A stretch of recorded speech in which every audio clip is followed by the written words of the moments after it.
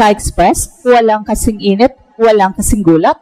Nakaamba ang dalawang pinakamalaking gold medal ng Pilipinas sa SEA Games at ang parehong final boss ay ang host country, Thailand. Mula sa court ng basketball hanggang sa tennis center court, handa na ang mga Pilipino para sa isang shocking double championship.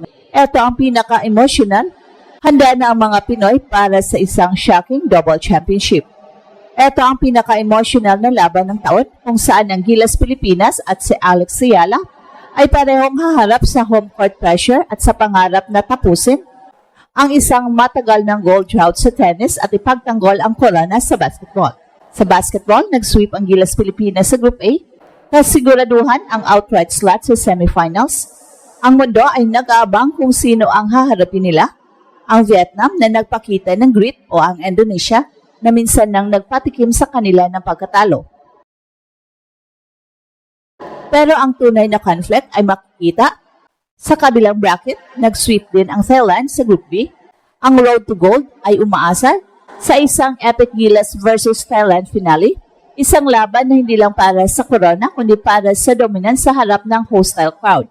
Ang laban na ito ay magpapatunay kung sino talaga ang hari ng Southeast Asian hoops. Pero ang emosyon ay mas matindi sa tennis matapos ang shocking withdrawal ni Janice Jen.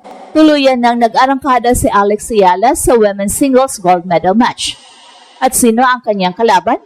Isa ring pambato ng Thailand, si Mananchaya. Ang laban na ito ay hindi lang magbibigay kay Alex ng kanyang kauna-unahang SEA Games gold, kundi ito rin ang magtatapos sa 26-year singles tennis gold drought ng Pilipinas. Ang conflict ay dalawa. Tatalunin niya ang Thailand sa harap ng mga kababayan nito at tatalunin niya ang bigat ng kasaysayan. Ang Pinoy Pride ay nasa rurok, hindi lang ito dalawang magkaibang sports. Ito ay isang single, unified narrative ng Pilipinas laban sa host country. Ang bawat tagumpay ni Alex sa singles ay magiging inspirasyon sa Gilas at ang bawat three-pointer ng Gilas ay magpapalakas ng loob ni Alex. Ito ang golden opportunity, ang pagkakataong igulat ang mundo sa pamamagitan ng dalawang magkasabay na tagumpay sa puso ng Thailand. Sa finals, alin ang mas mabigat, ang pagdepensa sa basketball crown ng Gilas o ang pag-ukit ng kasaysayan ni Alex sa singles tennis? Sino ang unang magbibigay ng gold para sa Pilipinas at magagawa ba nating iuwi ang dalawang pinakamatamis na ginto mula sa kamay ng host country? Ito na ang sandali na matagal nang inaabangan.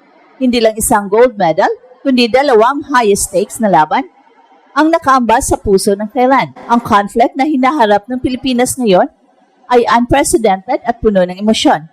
Sa loob ng ilang araw,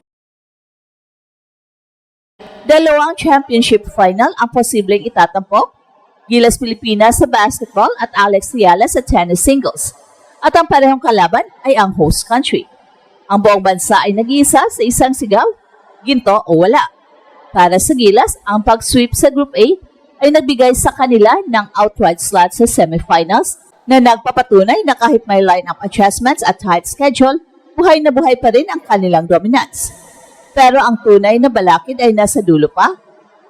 Sa kabilang grupo, nag-sweep din ang Thailand na pakita ng pagnanais na agawin ang corona sa sarili nitong teritoryo. At ang shock factor dito ay ang convergence ng national pride. Ang bawat fast break ng Gilas ay may kasabay na role ng Thai crowd para sa kanilang pambato. Ang final, kung matutuloy, ay hindi lang isang laro, ito ay kalaban ng corona at host country pride. Pero ang mas emotional na kwento ay kay Alex Ayala. Tinalo na niya ang isang Thai bet na si Tasa Ponaklo sa semis at ang kanyang kalaban sa finals ay si Mananchaya Sawangke, isa pang pambato ng host country. Ang conflict kay Alex ay personal at historical. Siya ay may misyon tapusin ang 26-year singles tennis gold drought ng Pilipinas. Ang kanyang laban sa finals ay career versus bansa. Sa literal na paraan, ang kanyang tagumpay ay magpapatunay na ang global pedigree niya ay sapat para maging regional queen. Ang pag-alis ni Janice Jen ay lalo lang nagpabigat sa responsibilidad na ito. Walang hadlang mula sa regional rival, tanging ang pressure na manalo na lang ang natitira. Ang koneksyon ng dalawang laban na ito ay nagpapalaki sa Pinoy Pride narrative. Ang bawat dribble ng Gilas ay may kasabay na hope para kay Alex at ang powerful serve ni Alex ay nagiging inspirasyon para sa Gilas. Ang dalawang magkasabay na golden opportunity ay nagbibigay sa Pilipinas ng pagkakataong igulat ang mundo hindi lang sa isang sports, kundi sa dalawang pinaka-emosyonal na kategorya. Ang Pinoy, kilalang sulit sa suporta, ay nakatutok na ngayon. Naghihintay kung kailan magsisimulang umulan ang ginto sa Thailand. Ito ang legacy moment na magbibigkis sa lahat ng mga fans. Sa finals, ano ang magiging turning point na magdidikta kung magiging double gold ang Pilipinas sa Thailand? Ang clutch shooting ba ng Gilas o ang mental toughness ni Alex laban sa home court pressure? Ang gold medal game ay higit pa sa sports, ito ay isang pagsubok ng national will. Ang Gilas at si Alex ay parehong nasa finals at parehong haharap sa pinakamahigpit na karibal, ang Thailand, na may home court advantage na katumbas sa 6 men sa basketball at isang wall of sound sa tennis. Ito ang conflict na kailangang lampasan. Ang labanan sa skill ay kasabay ng labanan sa mental toughness.